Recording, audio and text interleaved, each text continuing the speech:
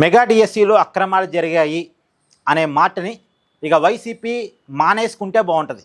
ఎందుకంటే వాళ్ళ దగ్గర ఆధారాలు లేకుండా మాట్లాడుతున్నారన్న విషయం నిన్న కూడా అర్థమైపోయింది. నిన్న Andhra Pradesh high court YSR Congress party MLC Parvathareddy Chandrasekhar రెడ్డికి మొట్టికాయలు వేసింది. అతను ఒక ప్రజా ప్రయోజన వ్యాజ్యాన్ని దాఖలు చేశాడు హైకోర్టులో. ఇది మొదటిసారి కాదు, రెండోసారి. ఆల్రెడీ మొదటిసారి దాఖలు చేశాడు, మొట్టికాయలు పడ్డాయి. మళ్ళీ రెండోసారి దాఖలు చేశాడు, నిన్న రెండోసారి కూడా మొట్టికాయలు పడ్డాయి.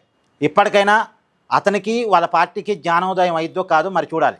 అతను వేసిన ప్రజా ప్రయోజన వ్యాజ్యం ఏంటంటే మెగా డిఎస్సిలో అక్రమాలు జరిగాయి, స్పోర్ట్స్ కోటా పోస్టులని అమ్ముకున్నారు, తప్పుడు ధృవీకరణ పత్రాలతో కొంతమందికి ఉద్యోగాలు వచ్చాయి, దీని మీద సిబిఐ ఎంక్వైరీ చేపించండి అని కోర్టును రిక్వెస్ట్ చేస్తూ పిటిషన్ దాఖలు చేశాడు. దీని మీద కోర్టు ఆధారాలు ఇవ్వని అడిగింది, ఆధారాలు కావాల్సిందని అడిగింది. అయినా ఎవరికైనా అన్యాయం జరుగుంటే బాధితుడు కదా కోర్టుకు రావాల్సింది, మీరెవరో ఎందుకు వచ్చారు, మీకేం సంబంధం అని అడిగింది. బాధితుడు తరపున మీరు రావాలి, కానీ బాధితుడు లేరు కదా, బాధితులు ఎవరో తెలియదు, తప్పుడు సర్టిఫికేట్తో జాబులు పొందిన నిందితులు ఎవరో తెలియదు, దానికి సంబంధించిన ప్రాథమిక ఆధారాలు కూడా మీ దగ్గర లేవు.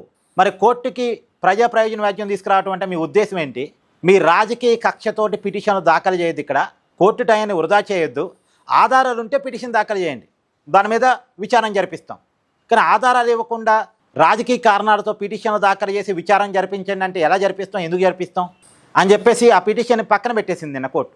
మామూలుగా మనం ఎవరైనా సరే ఇంకే వ్యక్తి మీద పిటిషన్ దాఖలు చేస్తే ఎవరి మీదైతే పిటిషన్ దాఖలు చేస్తామో వాళ్ళకి కోర్టు ఆటోమేటిక్గా నోటీసులు పంపిస్తుంది. నిన్న ప్రభుత్వానికి కనీసం హైకోర్టు నోటీసులు కూడా పంపించలేదు. ఎందుకంటే ప్రభుత్వం మీదే కదా ఈ పిటిషన్ దాఖలు చేసింది, ప్రభుత్వం అక్రమాలకు పాల్పడింది అనే కదా వీళ్ళు పిటిషన్ దాఖలు చేసింది. ప్రభుత్వానికి హైకోర్టు నోటీసులు కూడా పంపలేదు, ఎందుకంటే వీళ్ళ పిటిషన్లో కనీస ఆధారాలు కూడా లేవు కాబట్టి, ప్రాథమిక ఆధారాలు కూడా లేవు కాబట్టి ఈ పిటిషన్ ఆధారంగా కనీసం ప్రభుత్వానికి నోటీసులు కూడా కోర్టు ఇవ్వలేదు. అయినా సరే ఆధారాలు లేకపోయినా కోర్టు మొట్టికాయలు వేసినా వీళ్ళు మాత్రం రాజకీయంగా మెగా డిఎస్సిలో అక్రమాలు జరిగాయి అన్న విషయాన్ని మాట్లాడుతూనే ఉంటారు. ఇక్కడ బాధితులు ఉండరు, నిందితులు ఉండరు, కానీ వైసీపీ మాత్రం మాట్లాడుతూనే ఉంటుంది. ఎందుకు మాట్లాడిద్ది?